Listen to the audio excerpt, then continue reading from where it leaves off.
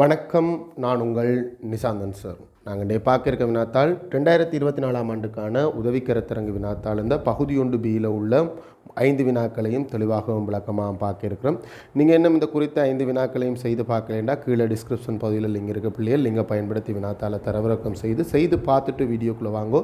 புள்ளியிடக்கூடிய வகையில் தான் திருத்தரக்கு இருக்கிறோம். உங்களுக்கு எத்தனை புள்ளி கிடைக்குது அப்படின்றத மறக்காமல் கமெண்ட் பாக்ஸில் பதிவிடும்போது உங்களோட பெயர் நீங்கள் எங்கேருந்து பார்க்குறீங்க அப்படின்றதோட எந்த வழியான எனது மாணவன் அப்படின்றதையும் தெளிவாக குறிப்பிடுங்க. அதாவது என்னுடைய பாடசாலை மாணவனா, இல்லை என்னுடைய நேரடி வகுப்பு மாணவனா, இல்லை என்னோட Zoom மூலமாக கல்வி கற்றுக்கொண்டிருக்கிற மாணவனா, இல்லை யூடியூப் வழியாக மட்டுமே கல்வி கற்றுக்கொண்டிருக்க மாணவனா அப்படின்றதையும் தெளிவாக குறிப்பிடுங்க. அதோட எந்த பேட்ச் அப்படின்றதையும் குறிப்பிடுங்க. இப்போ இந்த வீடியோ இந்த வருஷமே பார்ப்பீங்க அப்படின்னு இல்லை, ஒரு 4 வருஷம் கழியே இருக்கிற பேப்பரில் கூட நீங்கள் இந்த வீடியோ தேவைப்பட்டால் பார்க்கக்கூடியதாக இருக்கும். பார்க்கும்போது நீங்கள் இந்த பேட்ச் அப்படின்றதையும் போட்டுக்கொள்ளுங்க. 2026 25 அப்படின்றத நீங்கள் போட்டுக்கொள்ளுங்க. இந்த வீடியோ எனது Zoom மூலமான கணித வகுப்புங்க. இந்த ரெக்கார்டிங் நீங்களோ இல்லை உங்களோட தம்பி தங்கிகளோ Zoom மூலமான கணித வகுப்புகளுக்கு இணைந்து கொள்கிறேன்னா தாராளமாக இணைந்து கொள்ளலாம்.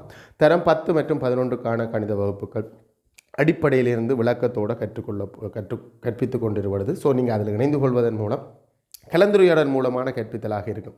இணைந்து கொள்வதன் மூலம் உங்களுக்கும் பயனுள்ளதாக இருக்கும். அதே நேரம் எனக்கும் ஒரு சின்ன வருமானம் கிடைக்கும். Zoom மூலமான வகுப்பின் மூலம் தான் வருமானம் கிடைக்கும். வருமானம் இல்லாமல் எந்த ஒரு சேவையும் தொடர்ச்சியாக செய்து கொண்டிருக்க முடியாது. சார் அந்த பேப்பரை வழங்கப்படுத்துவோம், இந்த பேப்பரை வழங்கப்படுத்துவோம்னா சின்ன சின்ன விளக்கங்களை Zoom வகுப்பில் தான் விளங்கப்படுத்தக்கூடிய மாதிரி இருக்கும். ஏன்னா ரெக்கார்டிங் பண்ணி அதை எடிட் பண்ணி யூடியூப்பில் போடுறது அப்படின்றது ரொம்ப பெரிய ப்ரொசீஜர். எல்லா பேப்பரையும் Zoom யூடியூப்பில் போடையிலும் இல்லை. ஆனால் கூடுதலான பேப்பர்கள், வினாத்தாள்கள், டவுட்டுகள், சந்தேகங்கள் எல்லாமே Zoom மூலமான வகுப்பில் கலந்துரையாடப்படும். குட்டி குட்டி சந்தேகங்களாக இருந்தால் வாட்ஸ்அப் வழியாகவும், இல்லை கொஞ்சம் பெரிய சந்தேகமாக இருந்தால் அது வகுப்புலையும் கலந்துரையாடப்படும். இணைந்து கொள்கிறேன்னா அது தொடர்பான விவரத்தை என்னென்ன கேட்டும் பெற்றுக்கொள்ளக்கூடியதாக இருக்கும். சரி, வாங்கோ கேள்விக்குள்ளே போவோம். முதலாவது கேள்வி, குறித்த தொலைக்காட்சி அலைவரிசை ஒன்று தனது தினசரி ஒளிபரப்பு நேரத்தில் 7/2 பங்கினை கல்வி நிகழ்ச்சிக்காகவும், 3/1 பங்கினை சிறுவர் நிகழ்ச்சிக்காகவும், மீதியில் 8/5 பங்கை ஆவணப்படங்கள் தொடர்பான நிகழ்ச்சிக்காகவும் ஒதுக்கியுள்ளார். இதில் பிரச்சனை என்னென்னா, நாங்கள் பொதுவாக எங்களோட யாழ்ப்பாண பக்கம் பார்க்குற சேனல்கள் முழுக்க இந்தியன் சேனல், அதை விட எங்களோட உள்ளூர் சேனல் ஒன்றும் இருக்குது. அனைத்து சேனல்களுமே 24 மணி நேரம் ஒளிபரப்பு. இரவு 12 மணிக்கு போனாலும் ஓடிக்கொண்டு தான் இருக்கும். இரவு 3 மணிக்கு போட்டாலும் அது வேலை செஞ்சு ஒன்றான் இருக்கும். குறைஞ்சபட்சம் பாட்டை அது போட்டு விட்டுருப்பான். அப்போ இந்த மைண்டுக்குள்ளே அது டிஸ்டர்ப் பண்ணும். என்னடா பொதுவாக எல்லா டிவியும் 24 மணி நேரம் தான் ஓடுறது. ஆனால் இந்த கேள்வியில் அது 24 மணி நேரம்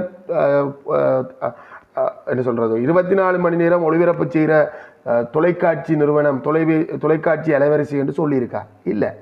ஸோ அது 24 மணி நேரமாக இருக்கணுமென்ற அவசியம் இல்லை. ஏன் எங்களோட தேசிய சேனல்கள், இலங்கையிலேருந்து தேசிய சேனல்கள் நேத்ரா, அதெல்லாம் கூட காலையில் போட்டிங்கன்னா டீ என்று சத்தம் போய் கொண்டிருக்கும். என்ன அது ரைட்.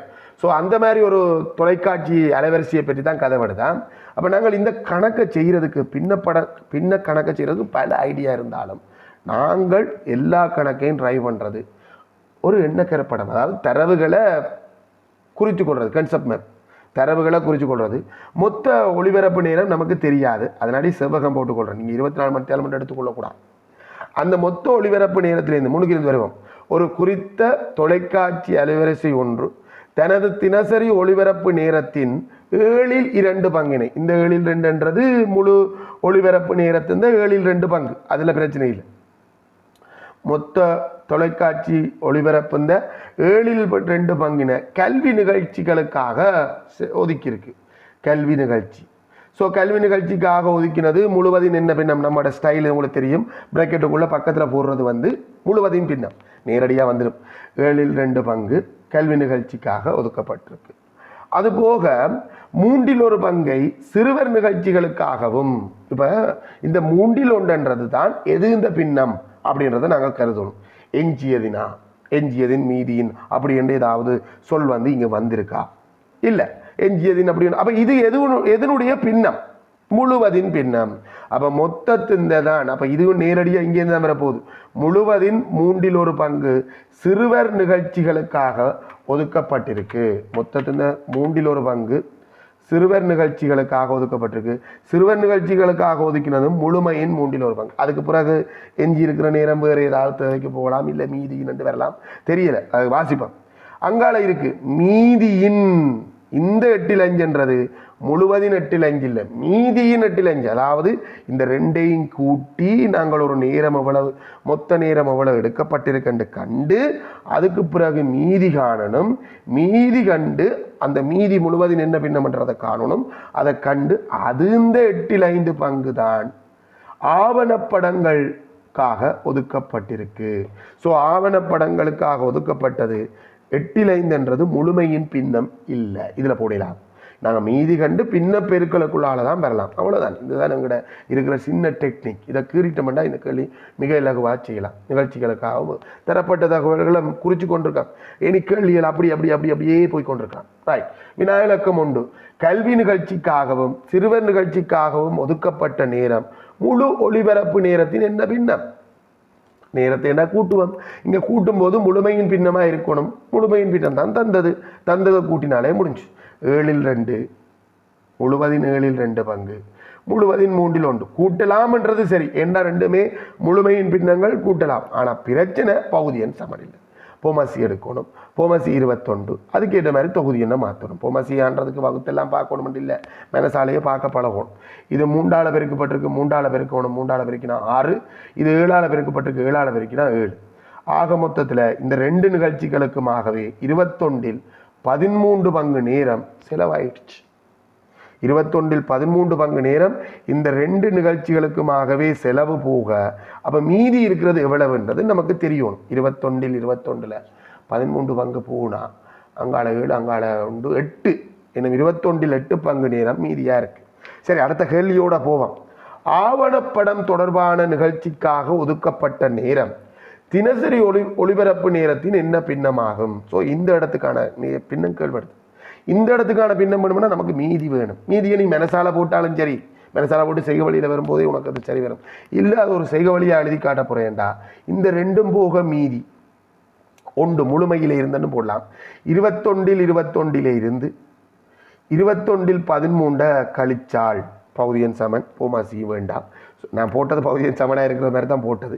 21 மேல் 8 பங்கு மீதியாக இருக்கும். இந்த 2 நிகழ்ச்சியும் போக 21 8 பங்கு மீதியாக இருக்கு. அந்த 21 8 பங்கின் 8/5 பங்கு ஆவணப்படத்துக்காக ஒதுக்கப்பட்டிருக்கு. ஸோ ஆவணப்படங்களுக்காக ஒதுக்கப்பட்ட நேரம்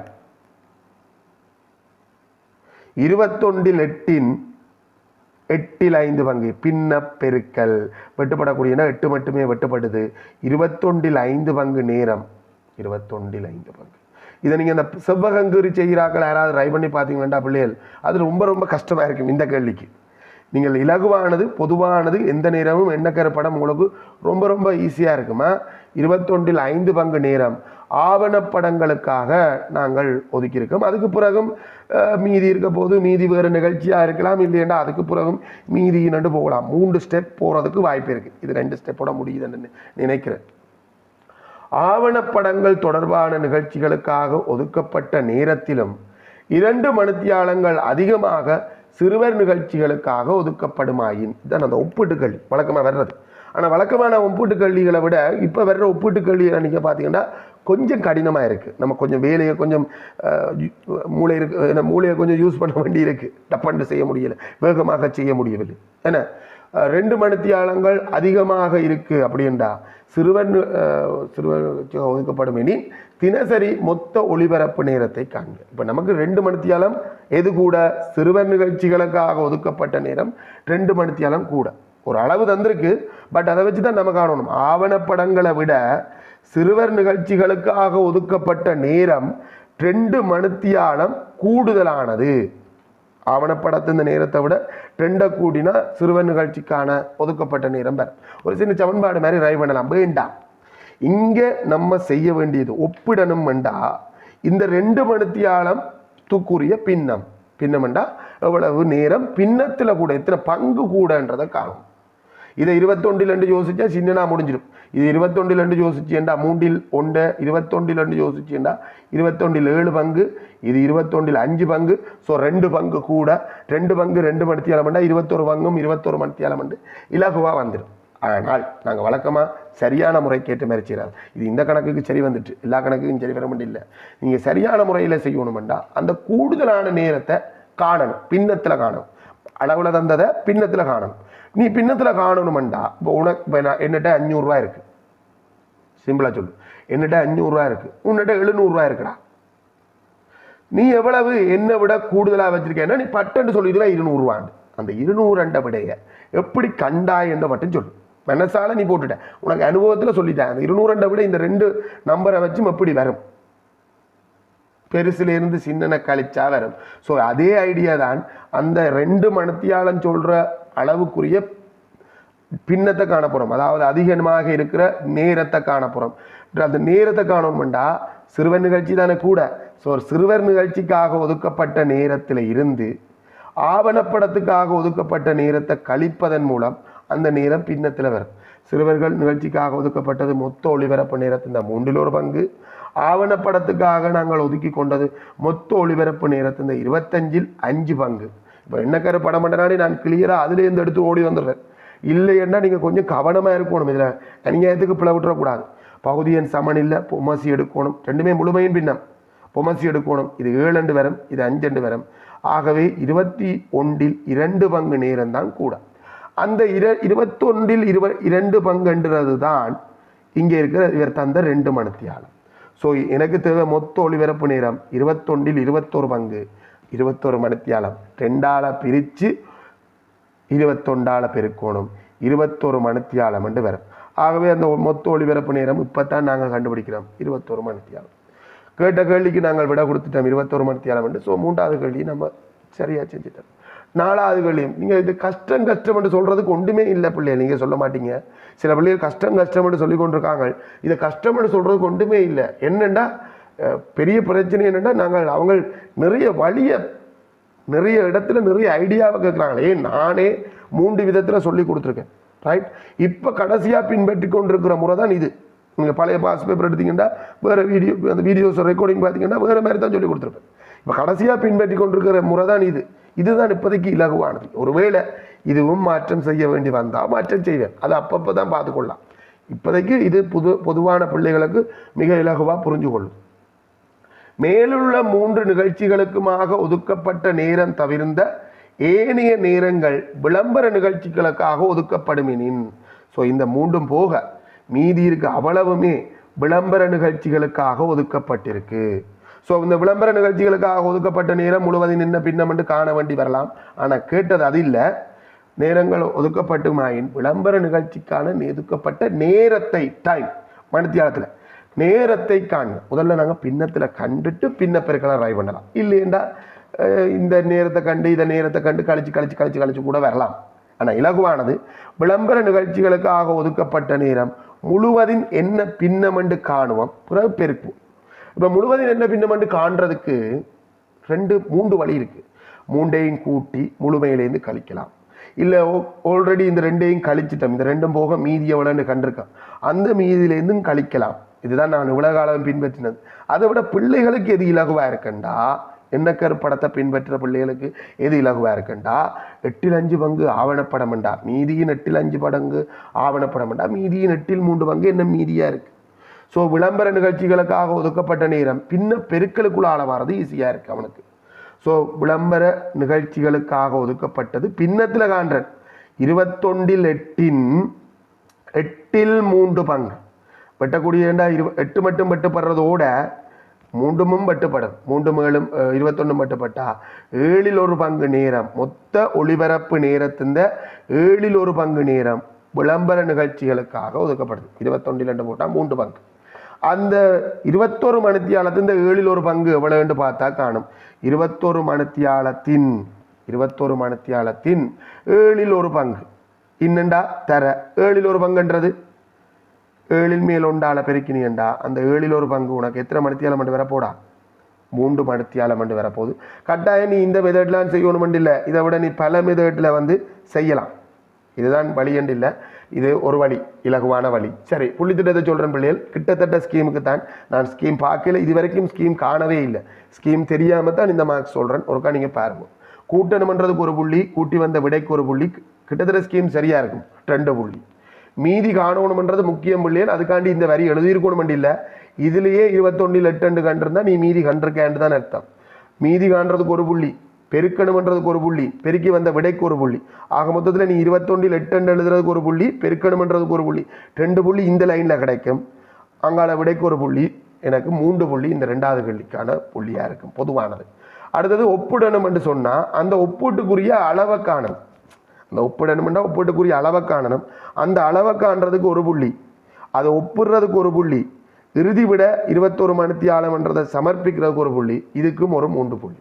இதை பின்ன பெருக்கல் ஐடியாவை பயன்படுத்தலாம். இல்லை நேரடியாக 21 தர 21 8 தர 8 3 போடக்கூடியதாக இருக்கிறதால உனக்கு இதுக்கு 2 புள்ளி தான் தரும். இதுக்கு ஒரு புள்ளி, இறுதி விட 3 மணித்தியாலம்ன்றதுக்கு ஒரு புள்ளி.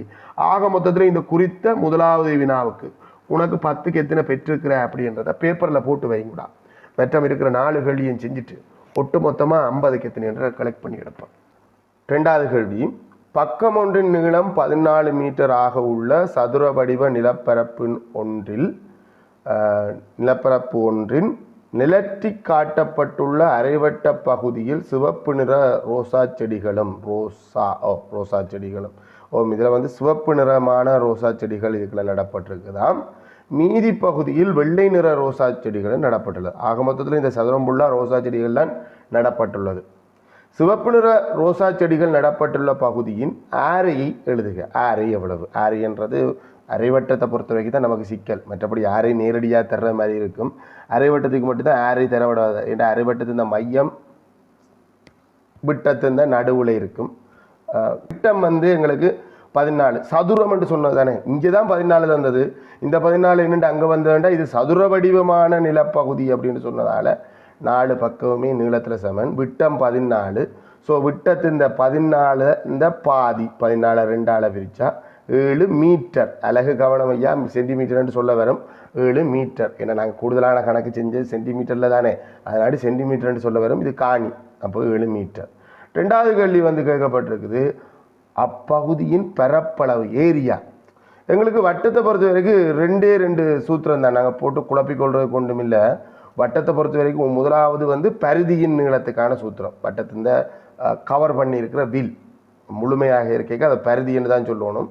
வட்டத்தின் பரிதியின் நீளத்துக்கான சூத்திரம் முதல்ல πd என்ற சூத்திரம் பிறகு 2πr என்ற சூத்திரத்துக்கு வந்துட்டோம். அதை வட்டத்தின் சுற்றளவாகவும் கருதி கொள்ளலாம். வட்டத்தின் பரிதியின் நீளம் சமன் சி சமன் 2πr அப்படின்றது ஒரு சூத்திரம். அடுத்தது வட்டத்தின் ஏரியா, உள்ளுக்குள்ளே இருக்க பகுதி பரப்பளவு πr வர்க்கம். அதை செவ்வகமாக மாற்றி ஒன்று மாற்றி அந்த ஆரைச்சிறைகளாக வெட்டி ஒன்று மாற்றி ஒன்று அடுக்கி பரப்பளவு வந்திருக்கு. வட்டத்தின் பரப்பளவு சமன் சூத்திரம்ன்றது முழுசாக இருக்கணும். வட்டத்தின் பரப்பளவு சமன் πr வர்க்கம், ஏ சமன் πr வர்க்கம். இப்போ இங்கே இருக்கிறது அரைவட்டம். அப்போ அந்த குறித்த பரப்பளவு பாதி. அரைவட்டத்தின் பரப்பளவு முழுவட்டத்தின் பரப்பளவு πr வர்க்கம் தரப்போற விட இந்த அரைவாசி. சில பிள்ளைகள் அரை தர πr வர்க்கம் அந்த அரைய முன்னுக்கு போடுவீங்க, அதில் ஒரு பிரச்சனையும் இல்லை. பைக்கு பதிலாக 22 கீழ் 7. ஆரை நல்ல காலம் கண்டம் இல்லையண்டா 14 போடுறதுக்கு வாய்ப்பு இருக்குது.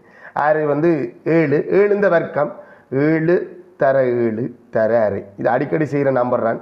வெட்டுப்படும் 7 வெட்டுப்படும் ஒரு முறை. அதேமாதிரி 2 22 வெட்டுப்படும் 11 முறை ஒரு முறை. ஸோ வெட்டுப்படாமல் இருக்கிறது இனி கீழே வெட்டுப்படுறது கொண்டுமே இல்லைன்னா கீழே இருக்க பகுதியின் அவ்வளவுமே வெட்டுப்பட்டுட்டு. ஸோ வெட்டுப்படாமல் இருக்கிறது 2 பேர், ஒரு 11 ஒரு 7. 11 7ஆல் பெருக்கி அலகு மீட்டர் வர்க்கம் என்று போட்டுவிட்டோம்னா சரி, 77 மீட்டர் வர்க்கம் அந்த குறித்த சிவப்பு நிற ரோசா செடிகள் நடப்பட்டுள்ள பகுதி இந்த பரப்பளம். அடுத்த 3வது கேள்வி, ரோசா செடிகள் நடப்பட்டுள்ள பகுதியில் ஒவ்வொரு எல்லை வழியாகவும் எல்லா எல்லை வேலி அமைக்கப்பட உள்ளது. அவ்வாறு அமைக்க வேண்டிய வேலியின் நீளம், அதாவது நாங்கள் எல்லா எல்லைகள்லையும் வேலி அமைக்க போகிறோம்டா வெளியில் இருக்கிற போர்டர் லைனுக்கு வேலி அமைக்கணும். அதாவது இந்த 14 மீட்டர், இங்கே ஒரு 14 மீட்டர், இந்த சுற்றி வர இருக்கிற 4 எல்லைகளுக்குமே நான் வேலி அமைக்கணும். 14 14 14 56 அப்படின்னு வருமோ, இல்லை 64 வருமோ, தெரியல, 56 வரும். அதை விட எங்களுக்கு இந்த சிவப்பு நிற ரோசா செடிகளையும் வெள்ளை நிற ரோசா செடிகளையும் செப்பரேட் பண்ணுற இந்த குறித்த பகுதிக்கு நாங்கள் வந்து வேலி அமைக்கணும். ஏன்னா எல்லா எல்லைகளுக்கும் வேலி அமைக்கிறது அப்படின்னு சொல்லியிருக்கு. அப்போ நமக்கு இதுக்குள்ள இருக்கிற சிக்கல் என்ன, இந்த வில்லுந்த நீளம் மட்டும் இது வரைக்கும் தெரியாது. ஸோ அதை கண்டுட்டு நாங்கள் வேலி இந்த நீளத்துக்கு வரலாம். சுற்றளவு என்ற மாதிரி சொல்லலாம். இது சுற்றளவு இல்லை. சுற்றளவுன்னா அந்த 4 எல்லை மட்டும்தான் வந்திருக்கும். இப்போ எங்களுக்கு இங்கே கேட்கப்படுவது மொத்த வேலி இந்த நீளம்.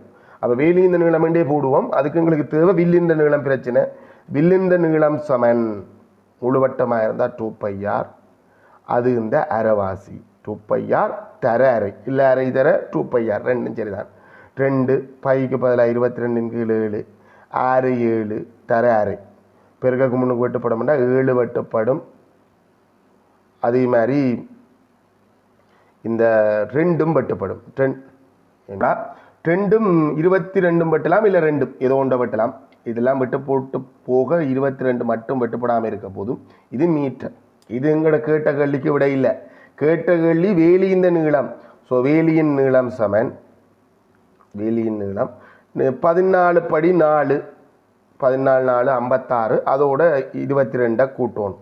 அது 56 + 22, 56 22 8 7 என்ன 78 மீட்டர் நீளமான வேலி எங்களுக்கு தேவைப்படுது. மிக இலகுவாக போகுது வேலி இந்த நீளம். சுற்றளவு இல்லையா? ரைட். அடுத்தது 4வது கேள்வி, சிவப்பு நிற ரோசா செடிகளை நடப்பட்டுள்ள பகுதி செவ்வக வடிவமாக்குமாறு வெள்ளை நிற ரோசா செடிகள் நடப்பட்டுள்ள 21 மீட்டர் வர்க்கம் பகுதியில் வெள்ளை நிற செடிகள் நீக்கப்பட்டு அப்பகுதியில் சிவப்பு நிற ரோசா செடிகள் நடுவதற்கு தீர்மானிக்கப்பட்டது. அவ்வாறு சிவப்பு நிற ரோசா செடிகள் நட தீர்மானிக்கப்பட்ட பகுதி முழு நிலப்பரப்பையும் உருவில் அளவீடுகளுடன் வரைந்து காட்டுக்கு. இப்போ நம்ம என்ன செய்ய போகிறோம்டா, இதில் வெள்ளை நிற ரோசா செடிகள் சிவப்பு நிற ரோசா செடிகள்ன்றது செப்பரேட் பண்ணுறதுக்கு சிவப்பு நிற ரோசா செடிகளை நாங்கள் அரைவட்ட பகுதியில் நட்டிருக்கோம். அப்படி இல்லாமல் அவை இதை செவ்வக வடிவமாக மாற்ற போகிறோம். ஏற்கனவே சிவப்பு நிற ரோசா செடிகள் நடப்பட்டுள்ள பகுதி இந்த பரப்பளவு 77 மீட்டர் வர்க்கம் பரப்பளவில் சிவப்பு நிற ரோசா செடிகள் நடப்பட்டு கொண்டிருக்கு. இதோட இன்னும் ஒரு 21 மீட்டர் வர்க்கம் பரப்பளவுக்கு ரோசா செடிகள் புதுசாக சிவப்பு நிறம் வெள்ளையை அழிச்சு போட்டு அந்த வெள்ளை நிறம் இருக்கிற அந்த பகுதியில் சிவப்பு நிற ரோசா செடிகள் நடப்போரியம். ஸோ நம்ம காண வேண்டியது என்னென்னா, ஒட்டு மொத்தமாக சிவப்பு நிற ரோசா செடிகளை செவ்வகமாக்கி அளவீடுகளோட படத்தில் வரைஞ்சி காட்டணும். செவ்வகமாக்கி என்றைக்கு நாங்கள் என்ன சில பிள்ளைகள் யோசிக்கலாம், நாங்கள் வழக்கமாக செய்கிற கேள்வியில் எக்ஸ்ட்ராவாக வெளியில் செவ்வகங்குருவோம். இது வெளியில் செவ்வகங்குற இல்லை, இதுக்குள்ளே இருக்கிறதையே அரைவட்டத்துக்கு பதிலாக செவ்வகம் பெறப்போகுது. செவ்வகம் இந்த பக்கமே நாங்கள் செவ்வகம் குருவம்ண்டா எங்களுக்கு செவ்வகத்தின் நீளம் இது நீளமாக தான் இருக்கும். பொதுவாக இதுதான் பெருசாக இருக்கும், 14 மீட்டர். நமக்கு இப்போ அகலத்தை கண்டு போடணும். அவசரப்படையில் அது என்னென்னா சில நேரம் இது மட்டுமட்டாக அந்த அரைவட்டத்தோடு முட்டி கொண்டு போகிற மாதிரியும் போகலாம். அதனாடி நாங்கள் அதை கண்டுட்டு இங்கே வருவோம். சும்மா பெரம்படியாக கீறி போட்டு தான் நாங்கள் சில நேரம் கணக்கு செய்கிறது. ஆனால் இங்கே அந்த கணக்கு அப்படி இல்லாமல் நாங்கள் கண்டுட்டு வருவோம். ஆல்ரெடி 77 மீட்டர் வர்க்கத்துக்கு சிவப்பு நிற ரோசா செடிகள் நடப்பட்டிருந்தது. இப்போ 21 எக்ஸ்ட்ராவாக கூட்டினா மொத்தமாக சிவப்பு நிற ரோசா செடிகள் நடப்பட்டுள்ள பகுதி நடப்போகிற பகுதி எங்களுக்கு 98 மீட்டர் வர்க்கமாக இருக்க போகுது. இந்த 98 மீட்டர் வர்க்கம்ன்றது செவ்வக வடிவத்துக்கு மாற்ற போகிறதால செவ்வகத்தின் பரப்பளவுக்கான சூத்திரம் நீளம் தர அகலம் 98 வரணும். நீளம் எங்களுக்கு தெரிய போது ஒரு பக்கம் இல்லை 14 மீட்டர், அகலம்தான் தெரியாது எக்ஸ். ஸோ எக்ஸ் 98 14ஆல் பிரிக்கணும். 7ஆல் பிரிக்கலாம், இல்லை 2ஆல் பிரிக்கலாம், ஏதோ ஒன்று வேகமாக செய்யலாம், இல்லை நேரடியாக 14ஆல் பிரித்தாலும் சரி. 2ஆல் பிரிக்கிறது இலகு. இங்கே 7 முறை, இங்கே 2ஆல் வகுத்தா 49 முறை. இனி 7ஆல் வேகமாக வெட்டலாம் 7 முறை. ஆக மொத்தத்தில் அந்த செவ்வகத்தின் அகலம் 7 மீட்டர், நீளம் 14 மீட்டர், அகலம் 7 மீட்டர். இந்த 7 மீட்டர்ன்றது ஆல்ரெடி இந்த படத்தில் இருக்குது. அதான் விஷயம். 14 சரி பாதி அப்படின்னு எடுத்துக்கொள்ளலாம். இல்லைன்னா இது ஆரை 7 மீட்டர். ஸோ இந்த ஏற்கனவே நாங்கள் எது அரைவட்ட பகுதியில் ரோசா செடிகள் நட்டிருந்தோமே அதே அளவு தான் இருக்க போது அந்த எக்ஸ்ட்ராவாக இருந்த அந்த 2 துண்டுக்கும் இப்போ சிவப்பு நிற ரோசா செடிகள் வெள்ளையிலேருந்து அழிச்சு போட்டு சிவப்பு. இப்போ எங்களுக்கு அளவீடுகளோட படத்தில் குறித்து காட்டுண்டா கட்டாயம் அந்த அளவீடு செவ்வகத்தின் அளவீடு 7 மீட்டர் அப்படின்றத குறிச்சிருக்கணும். செவ்வகம்ன்றதுக்கு இன்னும் ஒரு அடையாளமும் இருக்குது. செங்கோணங்களும் போட்டிருக்கணும், அது பிரச்சனை இல்லை. செங்கோணம் போடாட்டி பிரச்சனை இல்லை. ஆனால் 7 மீட்டர்ன்றது கட்டாயம் குறிச்சுக்கணும். 14 மீட்டர்ன்றது தேவையில்லை, அது அங்கே இருந்தது. அடுத்தது, மேலே உள்ள மாற்றத்தினால் வேலியினை மறுசீலமைக்கும் போது, அதாவது திரும்ப வேலி அமைக்கும் போது குறையும் வேலியின் நீளத்தை காண்க. அப்போ குறையுமாக்கும். நாங்கள் பரப்பளவை கூட்டிக்க அந்த மாதிரி இல்லை. பரப்பளவு கூடினாலும் வேலிகளில் மாற்றம் பெறலாம். இப்போ நாங்கள் திரும்ப வேலி அமைக்கிறேன்டா, இது ஒரு 14 மீட்டர் நீளமான வேலி, இது ஒரு 14 மீட்டர், 14 மீட்டர், 14 மீட்டர், இதுவும் 14 மீட்டர் தான். ஸோ இவ்வளவு தான். நான் 14 மீட்டருக்கு நாங்கள் வேலி அமைக்க போதும். இப்போது தேவையான வேலியின் நீளம் 14 இந்த 5 மடங்கு. நீங்கள் 14 சக 14 சக 14 போட்டாலும் சரி 70 மீட்டர் நீளமான வேலி தான் தேவை. முதல்ல உங்களுக்கு தேவைப்பட்டது 78 மீட்டர் நீளமான வேலி தேவைப்பட்டது. அது வில்லானே, வில்லண்டைக்கு கொஞ்சம் நீளம் கூடவா இருக்கும். ஸோ 78 மீட்டர் நீளமான வேலி தேவைப்பட்டது. இப்போ எங்களுக்கு இந்த மாற்றம் செஞ்சதால் 70 மீட்டர் நீளமான வேலி போதுமானதாக இருக்குது. ஆகவே மேலதிகமாக இங்கே கேட்கப்பட்டது என்ன, குறையும் வேலியின் அளவு. கேட்ட கேள்விக்கு ஏற்ற மாதிரி கொடுத்துருவோம். குறையும் வேலியின் நீளம் எங்களுக்கு அந்த 78க்கும் 70க்கும் இடையில் இருக்க வித்தியாசம் 8 மீட்டர் நீளமான வேலி இப்போ நம்ம சேவ் பண்ணுறோம். அது தேவையில்லை எங்களுக்கு, அது இந்த செலவு வந்து மிச்சம் அப்படின்ற மாதிரி வரும். ரைட், புள்ளித்திட்டத்தை போடுற பிள்ளைகள் மார்க் பண்ணிக்கொள்ளுங்க. உங்களுக்கு நேரடியாக 7 மீட்டர் என்று கொடுத்தாலே அது ஒரு மார்க்ஸ், நேரடியாக கொடுக்கக்கூடியது. சூத்திரத்தில் பிரதிகிறதுக்கு ஒரு புள்ளி, இறுதி விடைக்கு ஒரு புள்ளி, 2 புள்ளி.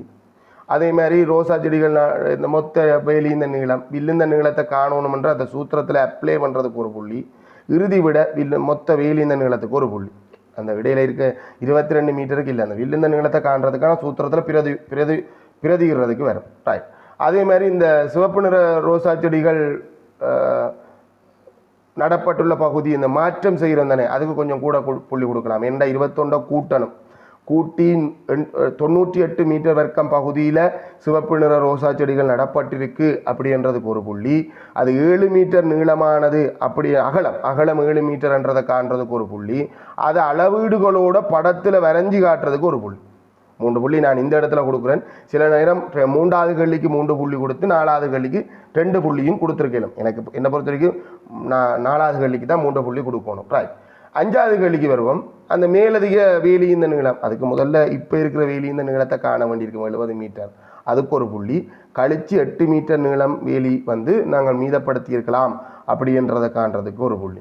ஆக முதல்ல இந்த 2வது கேள்விக்கு உங்களுக்கு 10க்கு எத்தனைன்றதை போடும் கூட ஈஸி என்ன. ரைட், 3வது கேள்வி சதவீதம் தொடர்பாக வழக்கமானதானே. சதவீதம் தொடர்பானது இங்கே நினைக்கும் கூட்டு வட்டியும் அதுக்கு பிறகு பங்கு சந்தையும் வந்திருக்கோம்.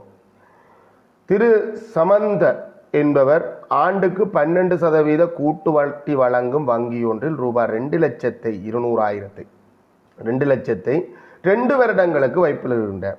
2 வருட முடிவில் அவருக்கு கிடைக்கும் மொத்த தொகையை காண்க. மொத்த தொகை 2 விதமாக காணலாம். ஒரே அடியாகவே நீங்கள் காணக்கூடியதாக இருக்கும். ஒரு வருஷம் கழிய நீங்கள் வைப்பிலிட்ட தொகைக்கு ஒரு 12% வட்டி முதல் வருஷம் வரும். இது இந்த 12% வைப்பிலிட்ட தொகை இந்த 12%. ஆக மொத்தத்தில் இந்த நீங்கள் வைப்பிலிட்ட தொகை என்னவா மாறிடும்னா 112% மாறிடும். 100 + 12 112% மாறிடும். அடுத்த வருஷம் என்ன நடக்கும்னா இந்த 112% 12% வட்டி கிடைச்சி, இது கூட்டு வட்டி தானே, இந்த முறை வட்டி வந்து அந்த வட்டி ஏற்கனவே கண்ட வட்டி வந்து கணக்குக்குள்ளே ஜாயிண்ட் ஆகிடணும். 112% திரும்ப மாறும். ஸோ நீங்கள் நேரடியாக காண்றதுக்கும் ஒரு வழி இருக்குது. எப்படி, அந்த 2,200,000 112% ஒரு வருட முடிவுக்கு மாறும். 112% மாறும். அது வரப்போகிறது விட இந்த திரும்பவும் ஒரு 112% போட்டால் எங்களுக்கு ஆக மொத்தத்தில் வேகமாக நேரடியாக மொத்தமாக எவ்வளோ தொகை இருக்கலாம் அப்படின்றத காணலாம். இல்லையண்டு இல்லை. ஆனால் என்ன பிரச்சனை, இதில் சில நேரம் சுருக்கல்களில் நீங்கள் கஷ்டப்படுவீங்க, இடர்படுவீங்க.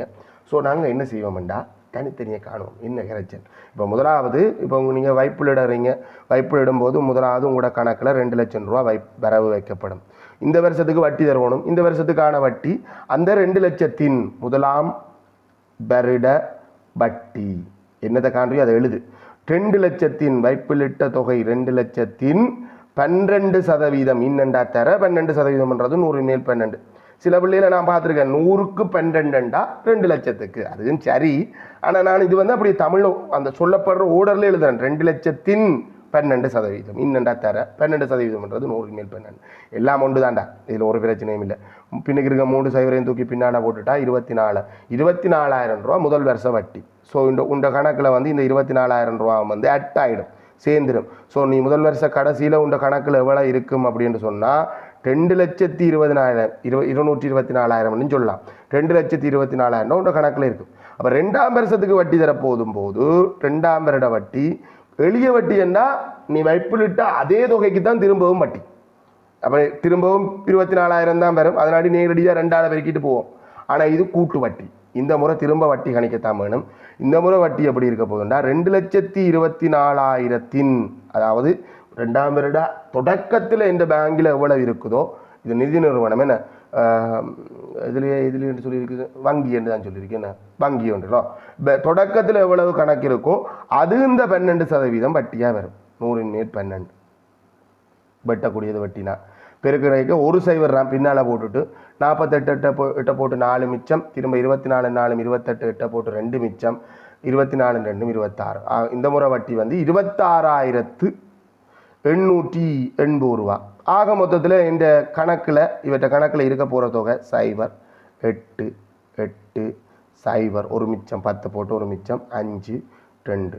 ஆகவே 2,50,880 ரூபா இவற்றை கணக்கில் இருக்கும். இதை இப்படியே போட்டுட்டு நீ வரலாம், அதில் பிரச்சனை இல்லை. இல்லாட்டி திரும்ப எடுத்து கூட நீ கூட்டி காட்டலாம். நான் அந்த சமர்ப்பிக்கிற கேட்ட மாதிரியே கூட்டக்கூடிய மாதிரியே அந்த ஒழுங்குல போட்டினேன்.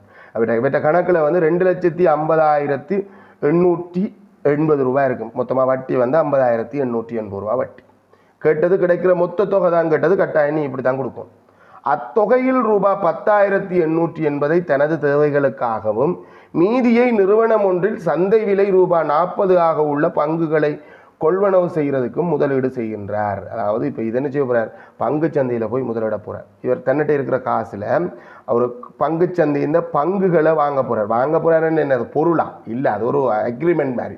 அதை வாங்குவதன் மூலம் நான் என்னுடைய காசை அந்த நிறுவனத்துக்குள்ளே முதலீடு செய்கிறேன், அவன் எனக்கு லாபம் தருவான். அதுதான் விளக்கம். நான் கூடுதலான நிற்கிறது என்னென்னா, ஒரு பொருளை வாங்கி வச்சா, ஒரு பங்கை வாங்கி வச்சா எப்படி லாபம் வரும்? பங்குன்றது ஒரு பொருள் இல்லை, ஷோகேஸில் வைக்கிற ஒரு பொருள் இல்லை, விளையாடுற ஒரு டொய் இல்லை. நாங்கள் அது என்னவா இருக்கும், கட்டாயம் அது ஒரு அக்ரிமெண்ட். நம்ம இந்த கம்பெனி இந்த பங்குதாரர் அப்படின்ற மாதிரி ஒரு அக்ரிமெண்ட், அவ்வளவுதான். ஸோ இப்போ இந்த கம்பெனி இந்த பங்கு விலை எவ்வளவு போகுதுன்னா, இன்றைக்கு நீ வாங்குறதுன்னா 40 ரூபாய்க்கு வாங்கலாம், நாளைக்கு வேறு விலையாக இருக்கு. வருஷ கடைசியில் தனக்கு வர்ற லாபத்தை ஒட்டுமொத்த பங்குதாரர்களுக்கும் பிரித்து கொடுக்கும். அப்படி கிடைக்கும் போது ஒரு லாபம் கிடைக்கிறது பின்னுக்கு பார்த்தனான். ரைட். நிறுவனம் ஒன்று முதலாவது அவர் கொள்வனவு செய்த பங்குகளின் எண்ணிக்கை. அவர் கொள்வனவு செய்த பங்குகளின் எண்ணிக்கை வேணுமெண்டா முதல்ல இவர் எவ்வளவுத்த முதலிட்டார்ன்றது வேணும். இவர்கிட்ட எவ்வளவு காசு இருந்தது, 2,50,880 ரூபாய் இருந்தது. இதில் இவர் கொஞ்சம் காசு எடுத்துட்டாரா, 10,880 ரூபாவை எடுத்துட்டு தான் மீதம் இருக்கிற காசை கொண்டு போய் தான் முதலிடுறார். அப்போ அதை கழிக்கணும். 0 0 0 0 4 2,40,000 ரூபாவைத்தான் இவர் அந்த கம்பெனிக்கு முதலிடுறார். முதலிடுறா இந்தாங்க அப்படிங்க 2,40,000 ரூபாண்டா அங்கே கொண்டு போய் கொடுக்கலாம், அது பேங்க் மாதிரி. அங்கே நீ முதலிடுறா இன்றைக்கு அந்த குறித்த கம்பெனி இந்த பங்கு என்ன விலைப்படி போகுதோ அந்த விலைப்படி பங்குகளாகத்தான் நீ கொள்வனவு செய்யலாம் ஒழிய, பங்குதாரராகத்தான் மாறலாம் ஒழிய, நீ நேரடியாக இவ்வளவு காசு தந்தனீங்கன்னா அங்கே வரவு வழிபடாது. ஆகவே நீ இப்போ என்ன செய்யணும், அந்த 2,40,000க்கு எவ்வளவு பங்கு கிடைக்கும், அதாவது ஒரு பங்கு 40 ரூபாய் இல்லை, 2,40,000ல் எத்தனை பங்கு கிடைக்கும்னா 40 ரூபாய் எத்தனை இருக்குன்னு பார்க்கணும். 0 விட்டு 10ஆல் சுருக்குறது, 4ஆல் வெட்டினா 6 முறை. இதெல்லாம் கவனம் என்னென்னா 24ல் தான் 6 முறை. அப்போ 24 முடிகிற இடத்துல 6 போடு, மீதி இருக்கிற 0 அங்கால இருக்கிற 0 வெட்டிட்டேன். ஆகவே நீ வாங்கக்கூடிய பங்குகளின் எண்ணிக்கை 6,000 பங்குகளை வந்து நீ வாங்கலாம். விடுவனா ஒரு ரை பண்ணி பெருக்கி பேர் 6,000 தர 40 2,40,000 பெறும். ஆண்டு பங்கு லாப வருமானம் ரூபாய் 48,000 கிடைக்குது. இவ்வளோ பங்கு நீ 2,40,000 ரூபா கொடுத்து அங்கே காசாக வரவிடாதடா. 2,40,000 கொடுத்திருந்தாலும் உனக்கு அவன் கணக்கு வச்சது நீ 6,000 பங்குகளை வாங்கி வச்சிருக்கிற. மொத்த பங்குகளில் 6,000 பங்கு உன்னிட்ட இருக்கு. ஒவ்வொரு பங்குக்கும் உனக்கு லாபம் தரணும், எல்லா பங்குகளுக்கும் லாபம் கொடுக்கணும். அப்படி 6,000 பங்குகளுக்குமாக வழங்கப்பட்ட லாபம் ஒட்டு மொத்தமாக உனக்கு 48,000 கிடைச்சிருக்கு அப்படி என்று சொன்னால் ஒரு பங்குக்கு கிடைச்ச லாபம் கேட்டுவிடுது. அப்போ இதையும் அதே தான், 48,000 ரூபாய் 6,000 பங்குகளுக்கும் கிடைச்சிருக்குண்டா ஒரு பங்குக்கான லாபத்தை காண்றதுக்கு 6,000 வகுக்கணும். இங்கே 3,0 1000 சுருக்குறேன். அதை விட 48 வட்டையிலும் நாங்கள் அடிக்கடி பார்த்ததுதான் 6 8 48 ஆகவே 8. ஸோ ஒரு பங்குக்காக கொடுக்குற லாபம் ரூபாய் 8 ரூபாய் பங்கு லாபம் ஒரு பங்குக்காக கொடுக்குறாங்க. எல்லா பங்குகளையும் விற்று ரூபாய் 90,000 மூலதன லாபம் அடைந்தாரெனின் ஒரு பங்கின் விற்பனை விலை யாது? அது என்ன சார் மூலதன லாபம்? மூலதன லாபம் இங்கே இந்த கம்பெனியை பொறுத்த வரைக்கும் 2 விதமான லாபத்தை நாங்கள் கதைக்கலாம். உண்டு, கம்பெனியில் கம்பெனி எனக்கு லாபம் தரும். ஏன்ல தரணும்? ஏன்னா என்னுடைய காசை வாங்கி வச்சுக்க, நீ என்னுடைய காசை வாங்கி வச்சுட்டு நீ பிஸ்னஸ் செய்கிற, ஒரு வியாபாரம் செய்கிற, இல்லைன்னா ஒரு உற்பத்தி செய்கிற, அதன் மூலம் உனக்கு ஒரு லாபம் கிடைக்கும். அந்த லாபத்தை எல்லா பங்குதாரர்களும், அங்கே ஓனர் கூட ஒரு பங்குதாரர் தான், எல்லா பங்குதாரர்களுக்கும் பிரித்து சமனாக கொடுப்ப. அது அப்படி கிடைக்கிற லாபத்தை பிஸ்னஸால் கிடைச்சி எல்லா பங்குகளுக்கும் கிடைக்கிறதால அதை நாங்கள் பங்கு லாபம்னு சொல்கிறோம். இதில் என்னுடைய கட்டித்தனத்தில் நான் ஒரு வேலை செய்யலாம். இந்த பங்குகள் நல்ல பங்குகள், நல்ல நம்பிக்கை கூடின பங்குகள், நல்ல பங்கு லாபம் கொடுக்குறாங்கன்னா விலை கூடும். அப்படி விலை கூடும் போது கிடைச்சா விற்றா எனக்கு ஒரு லாபம் கிடைக்கும். வாங்கி விற்கிறதன் மூலம் எனக்கு ஒரு லாபம் கிடைக்கும். இதையும் லாபம் என்று சொல்லிடாது. ஏன்? அங்கேயும் ஆல்ரெடி ஒரு லாபம் இருக்கிறதால இந்த லாபத்தை நாங்கள் சொல்கிறது முதலீட்டின் மூலம் கிடைக்கின்ற லாபம். முதலீட்டின் லாபம்னு சொல்லலாம், மூலதன லாபம் அப்படின்னு சொல்லலாம். மூலதனம்னா நம்ம முதலிட்ட பணத்தை தான் மூலதனம்னு சொல்கிறது. அதுக்கு கிடைத்த லாபம். அப்போ பங்கு லாபம் அதுக்கு தான் கிடைக்குது, நியாயம்தான். ஆனால் அது பங்கு லாபம், இது மூலதன லாபம். வேறு செப்பரேட் பண்ணுறதுக்காண்டி அடமொழி வச்சிருக்கு, சரிதானே? மூலதன லாபம் அப்படின்ட்டு வேணும். சில நேரம் விலை குறைஞ்சாலும் ஆச்சரியப்படுறதுக்கு இல்லை. சந்தை விலை சில நேரம் டவுன் ஆகும், விலை குறையும். அந்த நேரத்தில் அதை சொல்கிறது மூலதன நட்டம். மூலதனத்தை சரி, ஒரு நம்பிக்கை இல்லாத கம்பெனியில் நம்ம அவசரப்பட்டு முதலிட்டோம்னா நாளைக்கு விலை குறைக்க வேறு வழி இல்லாமல் விற்க வேண்டி ஏற்படும். ஸோ அப்படி விற்கிற சந்தர்ப்பத்தில் ஏற்படுறது நட்டமாக இருக்கும், மூலதன நட்டமாக இருக்கும். ரைட். இப்போ 3வது கல்வி இந்த தொடர்ச்சி பார்ப்போம். மூன்றாவது கல்வியில் அந்த கடைசி இப்போ 90,000க்கு மூலதன லாபம் அடைகிறண்டா ஒரு பங்கின் விற்பனை விலை 2 விதமாக காணலாம். ஒன்று, இவர் மொத்தமாக முதலிட்டது 2,40,000, இவருக்கு 90,000 சேர்த்து ஒட்டுமொத்த பங்குகளையும் விற்றிருக்கிறார். கூட்டினவன்னா 3,20,000 ரூபாய்க்கு ஒட்டுமொத்த பங்குகளையும் விற்றிருக்கிறார். 6,000 பங்குகளையும் 3,20,000க்கு விற்றிருக்காண்டா 6,000 வகுத்து காணலாம். நம்ம செய்கிறதுக்கு ஒரு ஈஸியான வழி, 6,000 பங்குகளையும் விற்று இவருக்கு மொத்த பங்குகளையும் விற்றுருக்காரு. 90,000 ரூபா லாபம், மூலதன லாபம் கிடைச்சிருக்கண்டா ஒரு பங்குக்கான மூலதன லாபத்தை காணும். அது இலகம். ஒரு பங்குக்கான மூலதன லாபம்ன்றது 90,000 மொத்த பங்குகளின் எண்ணிக்கை 6,000 பங்குகளையும் விற்று தான் பெற்றது. 6,000 வகுப்போம். 3,0 1000. அதே மாதிரி இங்கே வட்டினா 15. அப்போ ஒரு பங்கு இல்லை இவர் விற்பதன் மூலம் ரூபாய் 15 லாபம் அடைகிறார். ஒரு பங்கை வாங்கினது 40 ரூபாய்க்கு, இவர் 15 ரூபா லாபம் அடையக்கூடிய மாதிரி விற்கிறாருன்னா 55 ரூபாய்க்கு விற்றுக்கணும். ஆகவே ஒரு பங்கின் விற்பனை விலை, ஒரு பங்கு இந்த விற்பனை விலை 40 + 15 55 ரூபாய். 55. இது 2 விதமாக கண்டிருக்கலாம். நான் முதலே சொன்ன மாதிரி தாண்டா மொத்தமாக 3 லட்சத்தி மொத்தமாக இந்த பங்குகளை கொள்வனவு செய்கிறதுக்காக எவ்வளவு செலவழித்தவர்? அதாவது இவர் முதலிட்ட தொகை 2,40,000 ரூபா இவர் முதலிட்டவர், சரிதானே? 20,000 இல்லை 30,000. அது சரி, நீ சொல்கிற சரி. 3,30,000 கொள்வனவு செய்கிறதுக்காக இவ்வளோ பங்குகளை முதலிட்டவர் 2 லட்சம்.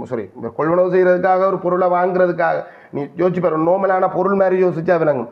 2,40,000 ரூபா கொடுத்து ஒரு பொருளை வாங்கி 90,000 ரூபா லாபம் பெறக்கூடிய மாதிரி விற்றுருக்கிறார். இடைக்குள்ள வந்த பங்கு லாபம் அது கம்பெனி என்ற நாள். அதை நாங்கள் விட்டோம்னா 3,30,000 ரூபா இவருக்கு விற்பனை மூலம் மொத்தமாக கிடைச்ச தொகையாக இருக்கும். அது 6,000 பங்குகளுக்கு கிடைச்சது. ஸோ ஒரு பங்குக்கானதை காண்றதுக்கு 3,30,000 6,000 வகுத்தால் இதே விட தான் பெறும். சைவர வட்டி போட்டு இங்கே சுருக்கி வந்தால் அதே 55 ரூபா தான் பெறும். இப்போ ஓகேயா? சின்ன ஒரு தவறு விட்டுட்டேன். என்ன? முதலாவது ஒரு வருடத்துக்கான வட்டி கண்டு 2ஆம் வருடத்துக்கான வட்டி கண்டு டோட்டலாக காண்றதுக்கு உங்களுக்கு 3 மார்க்ஸ் கொடுப்போம். 2 மார்க்ஸுக்குரிய கேள்வி தான் இது. சில நேரம் 2 மார்க்ஸுக்குரிய கேள்வியாக வரும். ரெண்டாலும் 3 மார்க்ஸ் கொடுப்போம். அந்த முதலாவது தடவை சதவீதத்தால் பெருக்கிறதுக்கு 1 புள்ளி, ரெண்டாவது தடவை சதவீதத்தால் பெருக்கிறதுக்கு ஒரு புள்ளி, மொத்த தொகை காண்றதுக்கு ஒரு புள்ளி. இது ஏன் இப்படி 3 புள்ளி வர்றது, கொஞ்சம் வேலை கூடத்தானே சார் அப்படின்னு கேட்கலாம். அந்த 3 புள்ளி வர்றதுக்கான காரணம் ஷார்ட்கட் ஒன்று இருக்குது. நாங்கள் 2,112% தர 112%. அதனாடி 1% பெருக்கலுக்கு ஒரு புள்ளி, 2,112% பெருக்கணும்ன்றதுக்கு ஒரு புள்ளி, இறுதி விடைக்கு ஒரு புள்ளி. அந்த ஸ்கீம் தான் இங்கே வரும். ரைட். அதே மாதிரி இங்கே கொள்வனவு செய்த பங்குகள் இந்த மொத்த எண்ணிக்கை, அதில் கழிக்கணுமென்ற அந்த தொகையை கழிக்கணுமென்ற ஒன்று இருக்குது. நம்ம முதலிட்ட தொகை காண வேண்டி இருக்குது. ஸோ அதுக்காண்டி ஒரு புள்ளி, 40ஆல் வகுக்கணுமென்றது ஒரு புள்ளி, இறுதி விடைக்கு ஒரு புள்ளி, 3 புள்ளி கொடுங்க. 3 புள்ளி இல்லது 2 புள்ளி, சரியா சொல்ல தெரியல, 3 புள்ளி நான் கொடுக்குறேன். ரைட். அதே மாதிரி கிடைத்த ஒரு பங்குக்கான பங்கு லாபம் வகுக்கணுமென்றதுக்கு ஒரு புள்ளி, இறுதி விடைக்கு ஒரு புள்ளி, 2 புள்ளி.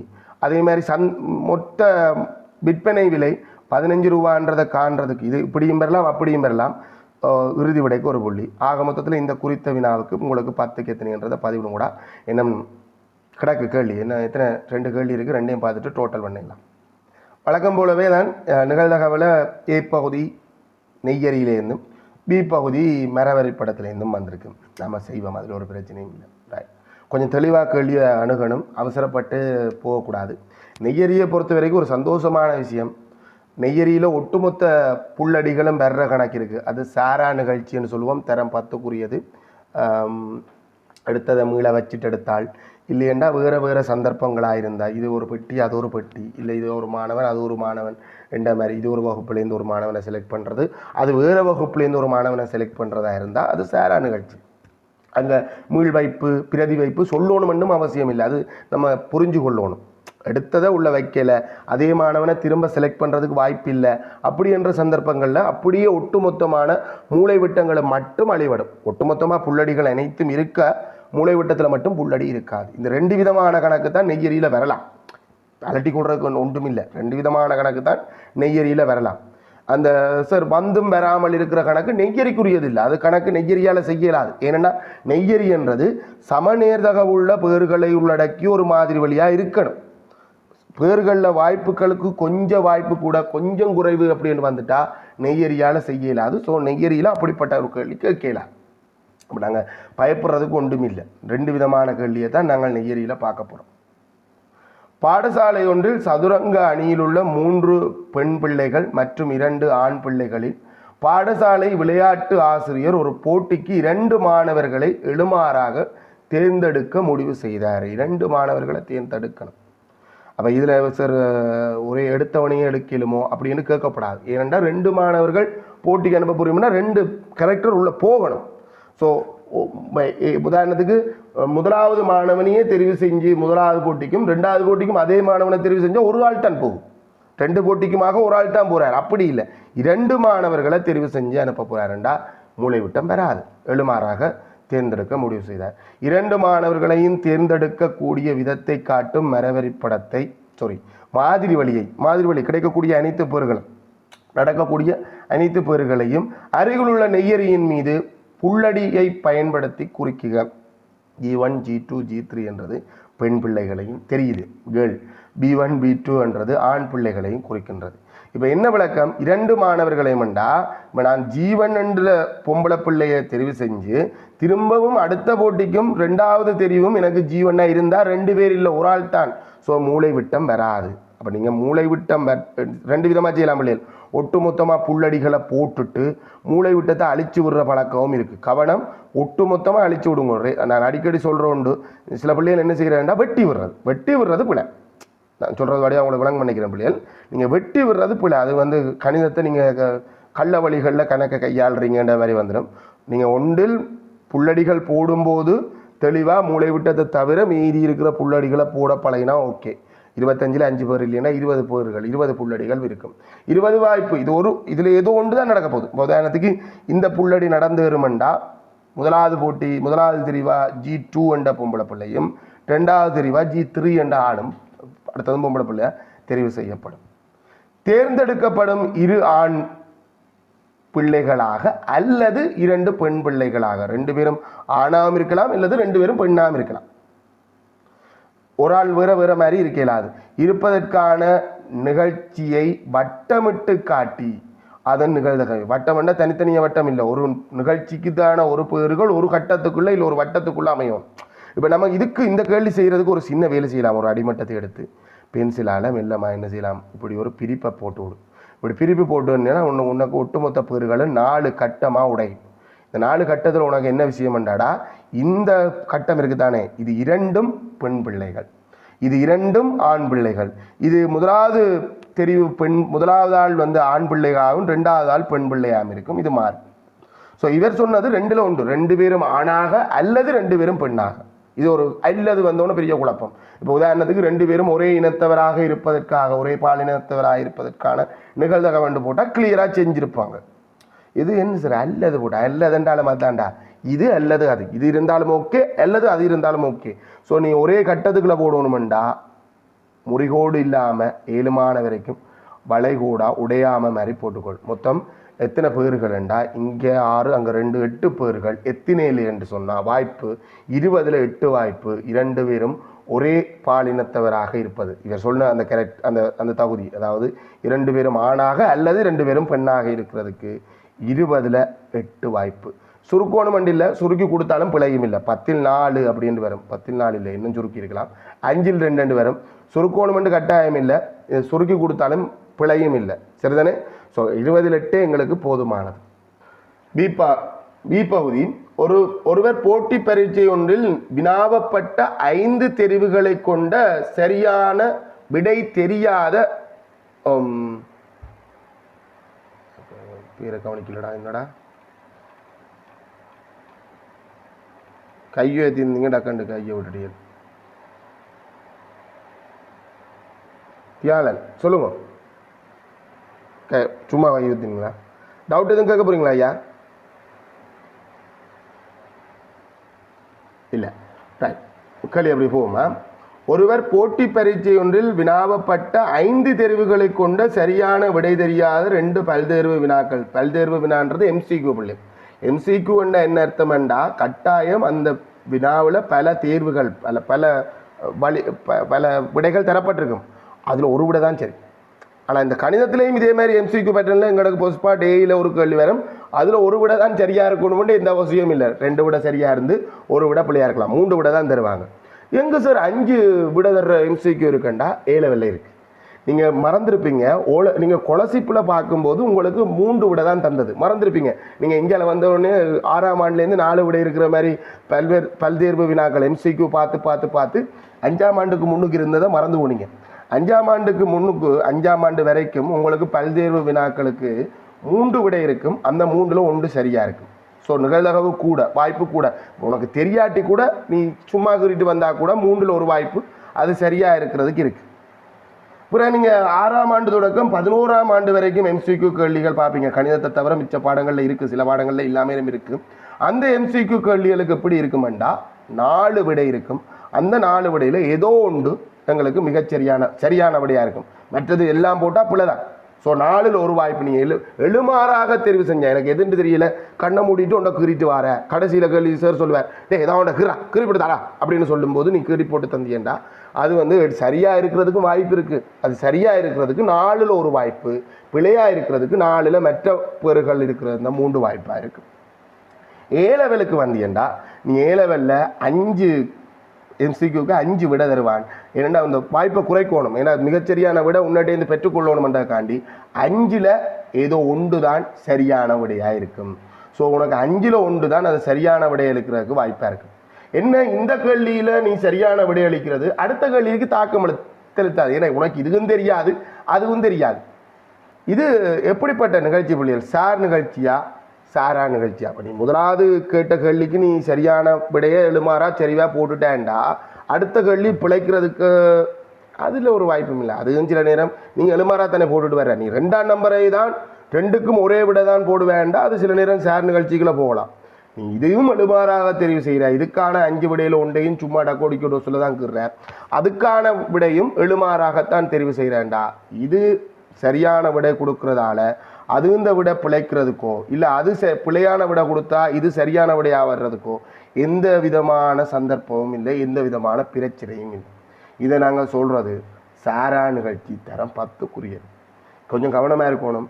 முதலாவது கீழே தரப்பட்டுள்ளது. மரவரிப்படத்தில் உள்ள இடைவெளி முதலாவது வினாவுக்கு சரியான விடை அளிக்கிறதுக்கு 5ல் 1 வாய்ப்புண்டா, பிழையான விடை அளிக்கிறதுக்கு 5ல் 4 வாய்ப்பு.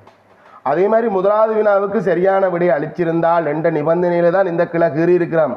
ஆனால் முதலாவது வினாவுக்கு நீ சரியான விடை அளிச்சிருந்தா என்ன, அளிக்காட்டி என்ன? ரெண்டாவது வினாவுக்கு சரியான விடை நீ அதையும் எழுமாறாத்தான் தெரிவு செஞ்ச. நீ சரியான விடை அளிக்கிறதுக்கு 5ல் 1 வாய்ப்பு, பிழையான விடை அளிக்கிறதுக்கு 5ல் 4 வாய்ப்பு. முதலாவது விடைக்கு பிழையான விடை அளித்திருந்தால் என்ற நிபந்தனையில் கீறப்பட்டது தான் இந்த கிளையாக இருந்தாலும் சேம். ஏன்னா இது ஸ்டாரா நிகழ்ச்சி. சரியான விடை அளிக்கிறதுக்கு 5ல் 1 வாய்ப்பு, பிழையான விடை அளிக்கிறதுக்கு 5ல் 4 வாய்ப்பு. வரைவரைப்படத்திலோட விட அவர் அளித்த ஒரு விடை மட்டும் சரியானதாக இருப்பதற்கான நிகழ்தகம். ரெண்டு விடையுமே சரியா இருக்கிறதுக்கு வாய்ப்பு இருக்கு. ரெண்டு விடையுமே சரியா இருக்கிறதுக்கு முதலாவது வினாவும் சரியா இருந்து ரெண்டாவது வினாவும் சரியா இருக்கணும். இதுதான் அந்த போன வருஷத்துல உதவிக்கிறதுங்க பொஸ்பாட்டில் வந்து ஒரு கேள்வி, உதவிக்கிறதுன்னு நினைக்கிறனோ பொஸ்பாட்டில் வந்து ஒரு கேள்வி, அது 3ல் 1 தர 3ல் 1 9ல் 1 வந்தது. இங்கே 5ல் 1 தர 5ல் 1 25ல் 1 வரும். எங்களுக்கு அது கேள்வி இல்லை.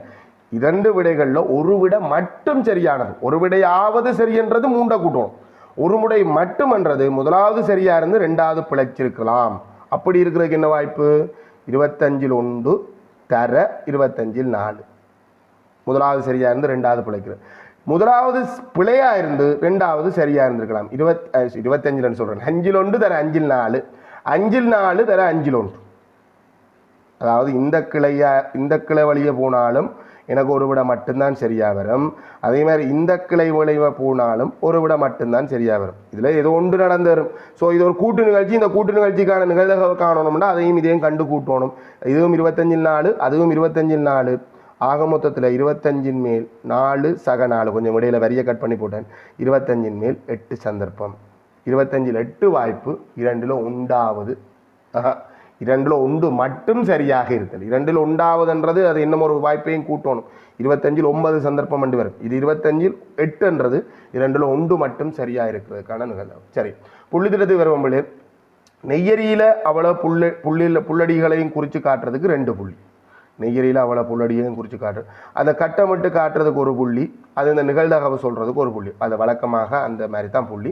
நீங்கள் எளிய வடிவம்ன்றது கட்டாயம் இல்லை, நேரடியாக 20ல் 8 போதுமானது. 20ல் 8க்கு அந்த ஒரு புள்ளி கிடைக்கும். ரைட். அடுத்தது இங்கே நெய்யரிக்கு வருவோம், மரவரி படத்துக்கு வருவோம். 5ல் 4 அப்படின்றத சொல்கிறதுக்கு ஒரு புள்ளி. இங்கே இந்த கிளை இந்த பெருகள் அவ்வளோத்துக்கும் ஒரு புள்ளி, இந்த கிளை இந்த ஒரு பெருகளுக்கு அவ்வளோ. நெய்யரிக்கு 3 புள்ளி கொடுக்குறேன். சரி, அதே மாதிரி அவர் அடித்த விடை ஒரு முறை மட்டும் சரியானதுண்டா இது ரெண்டையும் கூட்டணும். ஸோ இந்த பெருக்கமாக இங்கே எழுதினாலும் சரி, சில பிள்ளைகள் இதுக்கு பின்னால் எழுதுவீங்க, அதை விட இதில் எழுதுறது தான் பெஸ்ட் ஐடியா. ஸோ அந்த பெருக்கமாக எழுதுறதுக்கு இந்த பெருக்கத்துக்கு ஒரு புள்ளி, இந்த பெருக்கத்துக்கு ஒரு புள்ளி, இறுதி விடைக்கு ஒரு புள்ளி, 3 புள்ளி கொடுக்குறேன். ஆக மொத்தத்தில் இந்த குறித்த நிகழ்தகவு தொடர்பான கேள்விக்கு உங்களுக்கு 10 கேட்குறீங்கன்றதை போடுங்க, நாங்கள் ஒட்டு மொத்தமாக கலெக்ட் பண்ணுவோம். 5வது கேள்வி. பாடசாலை முடிவடைந்து மாணவர் குழு ஒன்று தமது வீடுகளுக்கு திரும்புவதற்காக பேருந்து திரைப்படத்தில் பேருந்துக்காக காத்திருக்கும் நேரம் தொடர்பான தகவல்கள் பின்வரும் பூரணமற்ற வளைவுறு வரையத்தில் காட்டப்படுது. இப்போ அவர்கள்ட்ட கேள்வி வருது, நீங்கள் எவ்வளோ நேரம் நிற்பீங்க? சில பிள்ளைகள் சொல்லு நாங்கள் 5 நிமிஷத்துக்குள்ளே போயிடுவோம் அப்படின்னு சொல்லுது. அது அப்படி எத்தனை பிள்ளைகள்? 4 பிள்ளைகள் இருக்குது. உங்களுக்கு வளைவுறு வரையும் அதை காட்டி தருது. சில பிள்ளைகள் சொல்லுது 5 தொடக்கம் 10 நிமிஷம் எடுக்கும், 5 நிமிஷத்துக்கு பிறகு 10 நிமிஷத்துக்குள்ளே போடுவோம் அப்படி என்று சொல்கிற பிள்ளைகள் இங்கே இந்த குறித்த வளைவுறு வரியம் காட்டி நிற்குது. இங்கே கேள்வி எங்கன்னு போவோம்.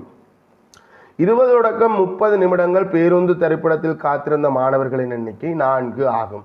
இத்தகவலை கொண்டு வளைவுறு வரையத்தை பூரணப்படுத்து. இது ஒன்றுதான் இல்லாமல் இருக்கு. சில பிள்ளைகள் சொல்லுது 20 நிமிஷத்துக்கு 30 நிமிஷம் ஆகும். 20 நிமிஷத்துக்கு பிறகு தான் வரும், ஆனால் 30 நிமிஷத்துக்குள்ள வந்துடும் அப்படின்னு சொல்ல 4 பிள்ளைகள் இருக்கு. இப்போ என்ன பிரச்சனை? இந்த வகுப்பு திடீரென்று பெரிய வகுப்பு, ரெட்டிப்பு மடங்கு வகுப்பு.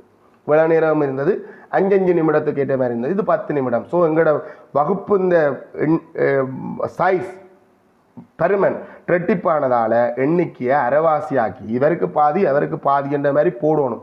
அதுக்காண்டி அது சரியா பாதி அன்றது போல நாங்கள் அதுக்காண்டி நடுவில் கோடு போட்டுறக்கூடாது. அதை தான் நான் சொல்ல வரேன். ஸ்டக் ஆகிட்டு. அப்போ இப்போ எங்களுக்கு எத்தனை பேர் அந்த குறித்த வகுப்பில் 20 தொடக்கம் 30 நிமிடத்துக்கு பேருந்து வர்றதுக்கு இருப்பம் வெயிட் பண்ணுவோம்னு சொல்கிற பிள்ளைகள் எண்ணிக்கை 4. அந்த 4 எத்தனை படி போடணும்டா? 2 வீதம் ஒரே கட்டத்துக்குள்ளே இருக்கணும், ஒரு செவ்வகமாக தான் இருக்கணும். இடைக்குள்ள இந்த இடத்துல ஒரு கோடோ டொட்டோட் லைனோ உண்மையாக போடக்கூடாது. டொட்டோட் லைன் என்றாலும் பரவாயில்லைன்னு மன்னிச்சிடலாம், ஆனால் கோடு போட்டுனா பிழை. கோடு போட்டிருந்தா பிள்ளையா. ஸோ ஒரே கட்டத்துக்குள்ள ஒரே செவ்வகமாக அது வரும். ரைட். மேலே பூரணப்படுத்தப்பட்ட வளையுறு வரையத்தின் மீது மீடுரன் பல்கோணியை வரைக. இப்போ மீடுரன் பல்கோணி வரையணும்னா நடுப்பெருமானத்துக்கு குழப்பிக்கொள்ளக்கூடாது. திரள் மீடுரன் வலை தான் மேல் எல்லைக்கு இருக்கிறோம். ஆனால் உண்மையாக அது மேல் வரைப்புக்குரியது. எங்களுக்கு வர்ற கணக்கில் எல்லையும் வரைப்பும் சமனாக இருக்கிற மாதிரி இருக்கும். கொஞ்சம் வித்தியாசமான கணக்கண்டா போன 2023 உதவிக்கரத்தனங்களை பார்த்தீங்கன்னா வரைப்பை வச்சு கேள்வி வந்திருக்கு, திரள் மீடுரன் வளைகிற சொல்லி. சும்மா அதையும் தெரிஞ்சு வச்சு கொள்ளணுமா. ரைட். ஸோ உங்களுக்கு நடுப்பெருமானங்களை நாங்கள் புல்லடி போடலாம், இல்லை டோட் வைக்கலாம், அது பிரச்சனை இல்லை. நடுவில் போட்டு கொண்டு வரணும். இப்போ இதில் இந்த நடு 20-30 வகுப்பு இந்த நடு 25. ஆனால் அப்படி பார்க்குறீங்க, 20-25க்கு ஒரு நடு, 25-30க்கு ஒரு நடு. இப்போ தொடக்கம் முடிவு எங்கேண்டா இது மாதிரி வகுப்பாயிடை உண்டு, அதே மாதிரி உண்டை தயாரித்து 35 அது இந்த நடுவில் முடியும். அதாவது 32 அறையிலும் தொடக்கம் எங்கேண்டா உற்பத்தியில் இல்லை. எங்களுக்கு தொடக்கமும் முன்னுக்கு ஒரு வகுப்பை தயாரிக்கணும். என்ன சார் 5 நிமிடத்துலாம் வாகனம் பெறுமா அப்படின்னு இல்லை. அப்படி ஒரு வகுப்பை தயாரித்து அது இந்த நடுவில் துவங்கணும். 2 அறையில் துவங்கும். விளக்கம் என்னெண்டா பிள்ளைகள், வளையுறு வரையத்தின் பரப்பளவு தான் எங்களுக்கு எண்ணிக்கை தரும். அதே மாதிரி மீடுரன் பல்கோணி இந்த பரப்பளவும் வளையுறு வரையத்தின் பரப்பளவும் சமனாக இருக்கணும்டா நாங்கள் தொடக்க முடிவுகள் அப்படித்தான் கீறியாகணும். அப்புறம் நீங்கள் மற்ற மாதிரி மாற்ற இயலாது. இப்படிக்கிறனா உங்களுக்கு மீடுரன் பல்கோணி சரி. மேலே உள்ள வளையுறு வரையத்தின மீடுரன் பல்கோணியை வரைஞ்சாச்சு. மேலே ஒன்றில் பூரணப்படுத்தப்பட்ட வளையுறு வரையத்தை பயன்படுத்தி பின்படும் மீடுரன் அட்டவணையை பூரணப்படுத்துக. 5/4 அது நாங்கள் ஏற்கனவே பார்த்துனாங்க. 5/10 12 அதுவும் சரியாக இருக்குங்க. 12 சரியாக போட்டிருக்கு. 10/15 10/15 எங்களுக்கு 18 அதுவும் போட்டிருக்கு. நம்ம பிரச்சனையானது இந்த ஒரு இடைவெளி மட்டும்தான். 15/20 15/20 சரியா 10 சரியா 10. இப்போ என்ன செய்ய போகிறோம்டா, இதுக்கு திரள் மீடுரன் வளைகிற போகிறோம். கீழே இருக்கிற வரைவுத்தாளை பார்த்தோன்னே விளங்கிட்டு மேலே பூரணப்படுத்தப்பட்ட அட்டவணையின் திரள் மீடுரன் வளையை வரைக. திரள் மீடுரன் வளையை வரைகையில் வரைஞ்சிருக்கு, பூரணப்படுத்தணும். என்ன அப்போ வரைகன்னு சொல்லக்கூடாது, பூரணப்படுத்துகன்னு சொல்லணும். சரி, நமக்கு வளையை வரைக அதை பூரணப்படுத்தணுமா. சரி, அப்போ நமக்கு இந்த திரள் மீடுரன் வளையை கீறணும்னா திரள் மீடுரன் கோலம் வேணும். அது தெரியாமல் நாங்கள் கீறலாம். திரள் மீடுரன் என்ற ஒன்றை நாங்கள் உருவாக்கணும். அதாவது என்னண்டாடா, இந்த குறித்த 4 சொல்கிறது இந்த வகுப்புக்குள்ள 4 மாணவர்கள், அதாவது 0 தொடக்கம் 5 நிமிடம் வரைக்கும் 4 மாணவர்கள் என்று சொல்லுது. நான் போட போகிறதும் இதுலேயும் 4 தான் போட போகிறேன். நான் இந்த 4 சொல்லுது 5 நிமிடத்துக்கு சரியா 5 நிமிடத்துக்குள்ள பஸ்ஸில் ஏறக்கூடிய ஆக்கள் 4 பேர். 10 நிமிடத்துக்குள்ளேண்டா இந்த 4ஐயும் இந்த 12ஐயும் ஜெயிக்கணும். அதுக்கு நாங்கள் இலகுவாக்கான்றது தான் 4 12 16 பேர் 10 நிமிடத்துக்குள்ளே பஸ் ஏறிடுவாங்க. இந்த 16ஓட இந்த 15 நிமிடத்துக்குள்ளேன்றக்கே இப்போ இந்த 16ஐயும் இந்த 18ஐயும் சேர்த்தா டோட்டல் பண்ணினோம்டா 34 பேர் சரியா 15 நிமிடத்துக்குள்ளே பஸ் ஏறிடுவாங்க. இந்த 34 இந்த 10 47 பேர் 20வது நிமிடத்துக்குள்ளே பஸ்ஸில் ஏறிடுவாங்க. இந்த 44 இந்த 4 48 மாணவர்களும் 30 நிமிடத்துக்குள்ளே பஸ் ஏறிடுவாங்க. நீங்கள் கேட்கலாம், சார் 30 நிமிடத்துக்குள்ளே பஸ் ஏறிடுவாங்கன்னு சொல்கிறீங்க, இங்கே 32.5 போட்டிருக்கீங்கன்னா இல்லை பிள்ளைகள். விளக்கம் என்னன்னா திரள் மீடுரன் வளையும் வளையுறு வரையமும் வளையுறு வரையும் இல்லை திரள் மீடுரன் வளையுறு வரையமும் மீடுரன் பல்கோணியும் பரப்பளவில் சமனாக இருக்கும். அதுக்காண்டி தான் அந்த டெக்னிக் பயன்படுத்துகிறோம். இங்கே அந்த பிரச்சனை இல்லை, இங்கே மேல் எல்லைக்கு கீறுவோம். சரி, இப்போ இங்கே என்ன இருக்குது, 4க்கு 4 அது சரியாக இருக்குது. 5வது நிமிடத்துக்குள்ளே 4 பேர், 10வது நிமிடத்துக்குள்ளே 16 பேர், 15வது நிமிடத்துக்குள்ளே 34 தானே. 34 4 பிரித்து போட்டிருக்கு. பொதுவாக விரைவுத்தாளை பயன்படுத்தும் போது 5 கட்டங்களாக பிரிக்கணும். அவர் பிரித்து போட்டுட்டார். இருக்கிறத தான் நாங்கள் பயன்படுத்தலாம், மாற்றலாது. Right, okay. இதுவும் போட்டிருக்கு 34. இப்போ நாங்கள் பார்க்க வேண்டியது 20க்கு 44 குறிக்கணும். 20க்கு 44 20க்கு 44 ஒரு டொட் வைக்கலாம், இல்லை டொட் வச்சு புள்ளி வைக்கலாம், இல்லை இவர் போட்ட மாதிரி நீங்கள் பெரிய டொட்டும் வைக்கலாம். உண்மை இது பொட்டு, இது டொட் இல்லை, அது புள்ளி இல்லை. ஏன் இப்படி போடுபடுது அப்படின்னு சொன்னால் எங்களுக்கு பிரிண்ட் எடுத்து வரும்போது தெரியணுமன்றதுக்காண்டி இப்படி பெருசாக போடுபடுதான். நீங்கள் தேவையில்லாமல் குழப்பி கூட புள்ளி ஒன்று வச்சு வட்டம் போடலாம். அதாவது 20 நிமிடத்துக்குள்ள 44 மாணவர் ஏறியம். மொத்தமாக 30 நிமிடத்துக்குள்ள 48 மாணவர்களும் ஏறிடுறாங்க. 30க்கு 48 பாருங்க. 30க்கு மேலெல்லையோடு தான் பார்க்கணும். 30க்கு 48 இந்த வரைவை நாங்கள் பூரணப்படுத்தணும். எஸ் வளைவில் வரையணும். இதில் கொஞ்சம் என்ன சொல்கிறது, அவையிலே டூல் வந்து கொஞ்சம் வளைவு கோடு இல்லாமல் பயன்படுத்திக்க வேணும்னா அதை நாங்கள் சரி பண்ணிடுவோம். திரள்மீறன் வலையை வந்து நாங்கள் கீறி முடிச்சிட்டோம். இந்த திரள்மீறன் வலையை வச்சு நாங்கள் ஏதாவது கேள்விக்கு விட கொடுக்கலாம், கேட்கலாம், பல விதமான கேள்வி கேட்கலாம். திரள்மீறன் வலையை பயன்படுத்தி ஒரு மாணவன் பேருந்து நிலையத்தில் காத்திருந்த இடைய நேரம்னா நடு மொத்த நேரத்தையும் எல்லாரையும் அடுக்கி போட்டு நடுவில் இருக்கிற நேரத்தை இடைய நேரத்தை காணணும். இடைய நேரம்னா மொத்தம் 48 மாணவர்கள். இடையம் எங்களுக்கு நடுவில் இருக்கிற தரவா இருக்கும். 2ஆல் நேரடியாக பிரித்தா போதும் சார். ஒன்றை கூட்டணுமே சில கணக்கில். அது கூட்டமாக்கப்படாத தரவுகளாக இருந்தால், அதாவது 30க்கு கீழேயும் இருக்கும் தரவுகள் கூட்டமாக்கப்படலை. இது கூட்டமாக்கப்பட்டிருக்கு. 0 தொடக்கம் 5, 5 தொடக்கம் 10, 10 தொடக்கம் 15 என்று கூட்டமாக்கப்பட்ட தரவு. ஸோ கூட்டமாக்கப்படாத தரவுகளுக்கு தான் நாங்கள் ஒன்று கூட்டணும். கூட்டமாக்கப்பட்ட தரவுக்கு ஒன்று கூட்ட தேவையில்லை, கூட்டவும் கூடாது. 24வது ஈட்டு எங்களுக்கு இடையமாக இருக்கும். 24வது மாணவன் என்ன நேரத்துக்கு பஸ் ஏறி இருக்கிறான்ன்றதை நாங்கள் பார்க்கணுமெண்டா உங்களோட வரைவில் நீங்கள் கீறுங்க பிள்ளைகள் கீறணுமன்றதை எதிர்பார்க்கப்படுது. ஸோ கொஞ்சம் முன்னுக்கு வருது, அந்த நேரத்துக்கு ஒரு கொஞ்சம் முன்னுக்கு வருது.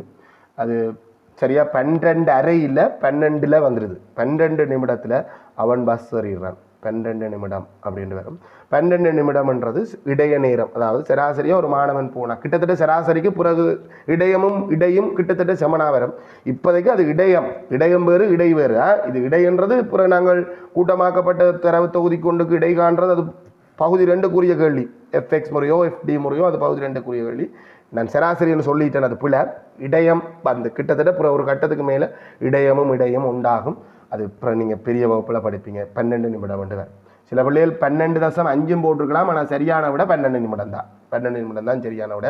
சரி பிள்ளைகள், நான் புள்ளி திட்டத்தை சொல்லிடுறேன், நீங்களும் மார்க்ஸை மார்க் பண்ணிக்கொள்ளுங்க. நாங்கள் பகுதி 1 ஃபுல்லாக முடிச்சிட்டோம். ரைட். விலையுறு வரியத்தை நீங்கள் அதில் கீறி இருப்பீங்க. அந்த விலையுறு வரியம் செவ்வகமாக கீறதுக்கு 2 புள்ளி கொடுங்கோ. 1 கொடுக்கலாமோ தெரியல. 2 புள்ளி கொடுங்க. மீடரன் பல்கோணி இல்லை விலையுறு வரியத்தை கீறதுக்கு 1 புள்ளி கொடுங்க. எனக்கு ஸ்கீம் கிடைக்கிற புள்ளி நானாக ஒரு கிட்டத்தட்ட என் அனுபவத்துக்குள்ளால ஸ்கீமை திட்டத்தட்ட போடுறேன்னா 1 புள்ளி. புள்ளிகளை நடுப்புள்ளிகளை இணைக்கிறதுக்கு 1 புள்ளி. தொடக்கமும் முடிவும் எங்களுக்கு தொடக்கத்துக்கும் முடிவுக்கும் சேர்த்து 1 புள்ளி. அது ரெண்டும் சரியாக இருந்தால் தான் 1 புள்ளி. அந்த சரியான அந்த இணைச்ச கோடு புள்ளிகள் மற்றது இந்த நடுப்பெருமானங்களை போட்டதுக்கு 1 புள்ளியா. உங்களது மீடரன் பல்கோணி கீறதுக்கு 3 புள்ளியும் அந்த செவ்வகங்கிறதுக்கு 1 புள்ளியுமா 4 புள்ளி விலையுறு வரியத்துக்கு வரும். பிறகு அதுலேருந்து இந்த அட்டவணையில் நீங்கள் இந்த இடத்தை நிரப்ப வேண்டியிருக்கும். அந்த நிரப்புறதுக்கு 1 புள்ளி. திரள்மீறன் குளம் முழுமையாக நிரப்ப வேண்டியிருக்கும். அந்த திரள்மீறன் குளம் முழுமையாக நிரப்புறதுக்கு 2 புள்ளி. அவ்வளோ நிரப்ப வேண்டியிருக்கும். அதுக்கு பிறகு இந்த விலையுறு வரியத்தை நீங்கள் பூரணப்படுத்த வேண்டியிருக்கும். அதனாடி தான் கொஞ்சம் தந்திருந்தது. விலையுறு வரியத்தை பூரணப்படுத்துறதுக்கு 2 புள்ளி. அச்சுக்களை நீங்கள் எல்லாம் தெரிவு செய்ததில்லை, அதெல்லாம் கிடக்கு. நீங்கள் விலையுறு வரியத்தை பூரணப்படுத்துறது மட்டும்தான். அந்த பூரணப்படுத்தப்பட்ட விலையுறு வரியத்திலிருந்து இடையம் காண்றதுக்கு 1 புள்ளி கொடுங்க. ஏன்னா 10 அவ்வளோதான் இருக்குது. வேணும்னா உண்டை கட் பண்ணலாம். எங்கே கட் பண்ணலாம் பாவம். இதில் 4, 3, 7, 7, 2 இதில் உண்டை குறைப்போம் இல்லையா. இது மீடரன் பல்கோணிகள் உண்டை குறைச்சி இங்கே வந்து 2 புள்ளி கொடுங்க. அது 2 புள்ளிக்குரிய கேள்வி. 2 புள்ளி கொடுங்க. கட்டாயம் அந்த கோடு கீறி இருக்கணும் பிள்ளைகள். கோடு கீறுறது எதிர்பார்க்கப்படுது. ஸோ நீங்கள் அந்த விலையுறு திரள்மீறன் வலையில் நீங்கள் அந்த திரள்மீறன் வலையை எப்படி பயன்படுத்துறீங்கன்றது எதிர்பார்க்கப்படுது. குறித்த இந்த வினாவுக்கு 10க்கு எத்தனை என்று போட்டுட்டு நாங்கள் பகுதி 1 B 5 கேள்வியும் முழுசாக செஞ்சு முடிச்சிருக்கோம். 2 வகுப்பு எடுத்துருக்கோமா, அவ்வளோ அதுக்கு டிஸ்கஷன்.